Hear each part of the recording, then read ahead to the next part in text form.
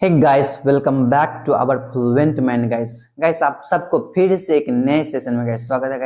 Guys आज का हमारा टॉपिक है फ्यूचर कंटिन्यूअस टेंस कि फ्यूचर कंटिन्यूअस टेंस को हम कैसे प्रयोग करते हैं गाइस। ओके, तो चलिए गाइस हमारा जो आज का टॉपिक है यही है गाइस। और ये टॉपिक गाइस बहुत ही इंपॉर्टेंट होता है हमारे स्पीकिंग के लिए गाइस। ओके, कि हम कोई भी काम मतलब हो रहा होगा, हम कर रहे होंगे, हम जा रहे होंगे, जो इस तरह का जब भी गाइस सेंटेंस आता है ना, तो हम यहाँ पे फ्यूचर कंटिन्यूअस टेंस का प्रयोग करते हैं। और इसमें इस कंडीशन में क्या करते हैं, विल बी का प्रयोग करते हैं गाइस। ओके, तो चलिए हम एक एक चीज को हम एक्सप्लेन करते हैं और समझते हैं गाइस। ओके, तो हम आगे बढ़ते हैं गाइस। अगर आप पहली बार हमारे इस चैनल पे आए तो प्लीज अपने दोस्त को सपोर्ट कीजिए गाइस, हमारे चैनल को सब्सक्राइब कीजिए और इसी तरह से और भी कंटेंट देखने के लिए अपने भाई को फॉलो जरूर करिए गाइस। ओके, तो चलिए हम आगे बढ़ते हैं गाइस। सबसे पहले हमारा क्या है, future continuous tense. Okay, future continuous tense में क्या है कि सबसे पहले पढ़ेंगे डेफिनेशन गाइस। ओके, क्या है डेफिनेशन, क्या बोलता है, जब हमें यह बताना हो कि फ्यूचर भविष्य में कोई कार्य मतलब कोई काम हो रहा होगा या कोई क्रिया जारी रहेगी, कोई क्रिया मतलब कोई काम मतलब जारी रहेगी, तो वहां पर क्या करते हैं, फ्यूचर कंटिन्यूअस टेंस का प्रयोग किया जाता है गाइस। ओके, इसे प्रोग्रेसिव टेंस भी कहते हैं। इस टेंस में वाक्यों के अंत में रहा होगा, रही होगी, रहे होंगे शब्दों का प्रयोग किया जाता है। ओके, और समझ में आया है इसको कैसे यूज कर सकते हैं। कोई काम मतलब देखिए प्रोग्रेसिव टेंस भी कहते हैं इसको, जैसे प्रोग्रेसिव मतलब कोई काम मतलब फ्यूचर मतलब प्रोग्रेस में है, मतलब लगातार जैसे प्रोसेस में है। ओके, तो वहां पे हम क्या करते हैं, इस टेंस का प्रयोग करते हैं। ओके, विल बी का विल बी मतलब फ्यूचर कंटिन्यूअस टेंस का प्रयोग करते हैं। ओके, इतना ध्यान रखना। सेकंड क्या है कि फ्यूचर कंटिन्यूअस टेंस का प्रयोग कुछ विशेष कंडीशन या स्थितियों में किया जाता है, जो इस प्रकार है गाइस। ओके, क्या है कि ऐसा फर्स्ट नंबर का है कि ऐसा कोई भी कार्य मतलब ऐसा कोई भी काम मतलब कोई एक्शन जो भविष्य मतलब फ्यूचर में शुरू होगा, मतलब कोई ऐसा काम जो भविष्य में शुरू होगा गाइस। ओके, और भविष्य में जारी रहेगा, भविष्य में ही शुरू होगा और भविष्य में ही मतलब जारी रहेगा, तो उस स्थिति में इसी टेंस का प्रयोग किया जाता है गाइस। ओके, इसी टेंस का प्रयोग होगा गाइस। समझ में आया गाइस, इतना ध्यान रखना है। जैसे एग्जांपल क्या है कि वह क्रिकेट खेल रहा होगा, फ्यूचर में शुरुआत फ्यूचर में कंटिन्यूसली है, वो खेल रहा होगा, he will be playing cricket, इस तरह से इसको यूज कर सकते हैं। ओके, एंड सेकंड है कि जब एक काम दूसरे काम को बाधित करेगा, अर्थात जब कोई एक काम चल रहा होगा वो दूसरा काम शुरू होगा, जब एक काम फ्यूचर में चल रहा होगा और दूसरा काम शुरू होगा, तो वहां पर भी हम क्या करें, फ्यूचर कंटिन्यूअस टेंस का प्रयोग करते हैं। ओके, मैं पता गैस आपको थोड़ा सा डाउट है कहाँ, मैं वो समझा देता हूँ गैस। जब एक काम दूसरे काम को बाधित मतलब गैस, कोई जब एक काम किसी को मतलब होता है ना रुकावट करना, जैसे कि आप कोई काम कर रहे हो तो कोई पर्सन आया, मतलब वहां क्या आपको दिक्कत हुई, थोड़ा सा रुकावट मतलब थोड़ा सा तकलीफ होना। ओके, कोई काम मतलब स्टॉप लगना, मतलब समझ लीजिए सिंपल भाषा में रुकावट आना काम है। ओके, तो वही यहाँ बता रहा है गैस, जब एक काम दूसरे काम को बाधित मतलब रुकावट करेगा, अर्थात जब कोई एक काम चल रहा होगा वो दूसरा काम शुरू होगा, तो उस कंडीशन में भी क्या करते हैं, हम इसी टेंस का प्रयोग करते हैं। जैसे कि फॉर एग्जांपल क्या है कि जब तुम आओगे, मैं टीवी देख रहा हूँ, मतलब मान लो इसका एक एग्जांपल देखते हैं।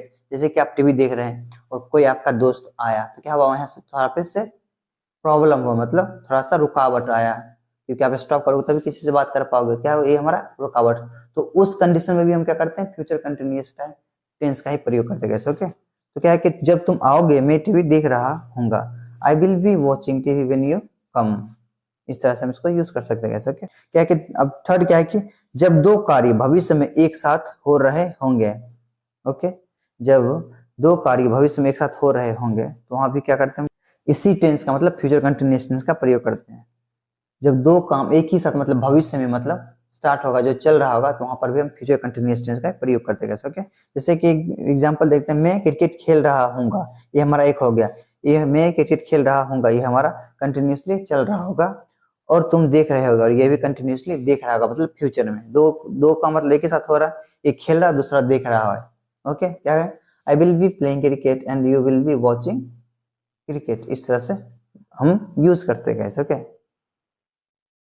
आई विल बी वॉचिंग, ये क्रिकेट नहीं लगेगा। ओके, ये जो क्रिकेट है ये नहीं लगेगा, ऑलरेडी यहाँ आई will be playing cricket and you will be watching, इस तरह से हम यूज करते हैं। ओके, एंड क्या है कि फ्यूचर कंटिन्यूअस टेंस में विल बी मतलब हेल्पिंग वर्ब मतलब सहायक क्रिया, जो हम सहायक क्रिया मतलब विल बी हमारा हेल्पिंग वर्ब है गाइस। ओके, जब भी हम सेंटेंस बनाते हैं तो वहां पे हेल्प करते हैं, हमारे हेल्प करता है सेंटेंसेस को बनाने में। ओके, ये हमारा मतलब बताता है किस मतलब किस कंडीशन में यूज कर सकते हैं और किस टेंस का है गाइस। ओके, फ्यूचर का है या पास्ट का है या प्रेजेंट का, मतलब कोई किसी भी हेल्पिंग, प्रेजेंट का भी हेल्पिंग वर्ब, फ्यूचर का, सबका अलग अलग हेल्पिंग वर्ब रहता है। ये हमारा फ्यूचर का हेल्पिंग वर्ब है।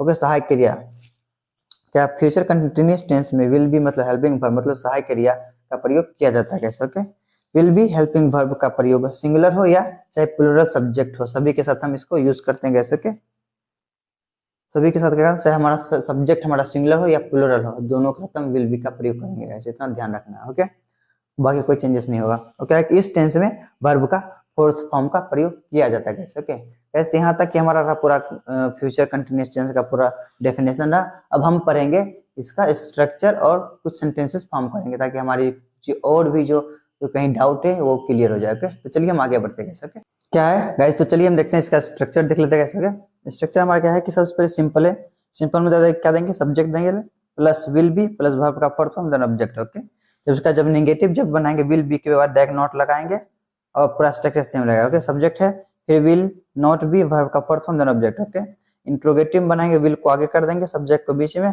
फिर वी दे देंगे यहाँ पे वर्ब का fourth form then object. Okay, इस तरह से। और जब इंट्रोगेटिव नेगेटिव जब बनाएंगे फिर हम क्या करेंगे, विल को जो नेगेटिव इसको हम आगे कर देंगे, इसमें से विल को आगे कर विल कर देंगे, सब्जेक्ट कर देंगे, फिर नॉट दे देंगे, बी देंगे वर्ब का फोर्थ फॉर्म देन ऑब्जेक्ट, इस तरह से। एंड डब्ल्यूएस का क्या करेंगे, ये जो हमारा इंट्रोगेटिव इसको फिर हम क्या सबको ये पूरा स्ट्रक्चर को सेम लिखेंगे, थर्ड नंबर का है, इसको पूरा सेम लिख देंगे, उसके बाद प्लस देके डब्ल्यूएस दे देंगे, हमारा सिंपल हो जाएगा। उसका जो नेगेटिव बनाया रहेगा इंट्रोगेटिव नेगेटिव पूरा स्ट्रक्चर को फिर से पूरा हम क्या करेंगे, नीचे पेस्ट कर देंगे, फिर प्लस देके आगे डब्ल्यूएस नेगेटिव दे देंगे, तो हमारा पूरा स्ट्रक्चर कंप्लीट कैसे। ओके, इस स्ट्रक्चर के अनुसार हम बनाते हैं कोई भी सेंटेंस तो हमें बहुत आसान होती है समझने में। ओके, क्या है कि फर्स्ट नंबर क्या, वह किताब लिख रहा होगा, वह किताब लिख रहा होगा, सब सब्जेक्ट हमारा क्या, ही, क्या बोलेंगे, ही है, फिर देंगे will be, he will be writing, writing ये है राइट, आईएनजी जोड़ दिए इसमें, writing, he will be writing a book, इस तरह से यूज करते कैसे। ओके, जब वो इसका नेगेटिव बनाएंगे, इसका नेगेटिव बनाएंगे क्या बोलेंगे, वह किताब नहीं लिख रहा होगा, क्या बोलेंगे, he will not be writing a book, he दिए, फिर विल देंगे, फिर नॉट, फिर देंगे बी राइटिंग अ बुक, इस तरह से यूज करेंगे। ओके, जब सब सेम रहेगा इससे विल और बी के बीच में नॉट लगाएंगे हमारा नेगेटिव हो जाएंगे, बाकी का पूरा स्ट्रक्चर सेम रहेगा। ओके, सेंटेंस सेम रहेगा। क्या वो किताब लिख रहा होगा, क्या बोलेंगे, क्या वो किताब लिख रहा होगा, क्या बोलेंगे, ये हमारा इंट्रोगेटिव आ गया, क्या बोलेंगे, सबसे पहले हम विल को लिखेंगे, विल है सबसे पहले, विल के लिखेंगे विल, फिर सब्जेक्ट हमारा ही है, will he be writing a book, इस तरह से यूज करते हैं। क्या हुआ, किताब नहीं लिख रहा होगा, इसका जो बनाएंगे इंट्रोगेटिव नेगेटिव क्या करेंगे, फिर से देंगे विल, पहले देंगे will he not be writing a book, इस तरह से यूज करेंगे। और इसका जब डब्ल्यूएस बनाएंगे सिंपल, वह किताब कहाँ लिख रहा होगा, वह किताब क्या बोल रहा है, कहाँ लिख रहा होगा, कहाँ मतलब वेयर, क्या बोलेंगे, where will he be writing a book, इस तरह से यूज कर देंगे कैसे। ओके, वह किताब क्यों नहीं लिख रहा होगा, क्यों नहीं लिख रहा है, सबसे पहले क्यों नहीं आया, ये हमारा डब्ल्यूएस कैसे कहलाएगा, वह किताब कहाँ लिख रहा होगा, कहाँ मतलब कहाँ, ये कहाँ, इसको पहले इसको लिखेंगे वेयर लिखेंगे, फिर will he be writing a book, किस तरह से देंगे। डब्ल्यूएस का नेगेटिव है, वह किताब क्यों नहीं लिख रहा होगा, क्यों आए, सबसे पहले इसको देखें, व्हाई विल ही नॉट, क्या देंगे कैसे, why will he not be writing a book, writing a book, इस तरह से यूज करते हैं कैसे। ओके, ये हमारा पूरा स्ट्रक्चर है और इसका एक सेंटेंस को हमने अच्छे तरीके में फॉर्म किया कैसे। ओके, ये आप देखिएगा, इसके अनुसार आप बनाइए, और ये हमने कैसे आपके लिए हमने 5 एग्जाम्पल्स हमने आपके दिया ताकि आप इसको बनाएं और सही तरीके से अंडरस्टैंडिंग करें कैसे। ओके, अगर आप चाहे तो गाइस ये दोनों का मतलब 5-5 6-6 बना सकते हैं, इसका 6-6 बना सकते हैं गाइस। अगर 6-6 सेंटेंसेस अगर बनाइएगा गाइस, फॉर्म कीजिएगा, तो आपको जो फ्यूचर कंटिन्यूअस टेंस का जो है ये टोटली जो पूरा जो मतलब कहीं डाउट होगा तो टोटल क्लियर हो जाएगा। ओके, एक्सपेरिमेंट नहीं करोगे तो कैसे सीखोगे गाइस। तो यही है गाइस हमारा आज का टॉपिक फ्यूचर कंटिन्यूअस टेंस का। हम आशा करते हैं कि आपको ये टॉपिक पसंद आया होगा गाइस। अगर पसंद आया तो प्लीज हमारे इस वीडियो को लाइक कीजिए और हमारे चैनल को सब्सक्राइब करके अपने फ्रेंड को गाइस सपोर्ट जरूर करें गाइस। हम मिलते हैं नेक्स्ट वीडियो में, तब तक के लिए अपना और अपने परिवार का गाइस ख्याल रखिए गाइस।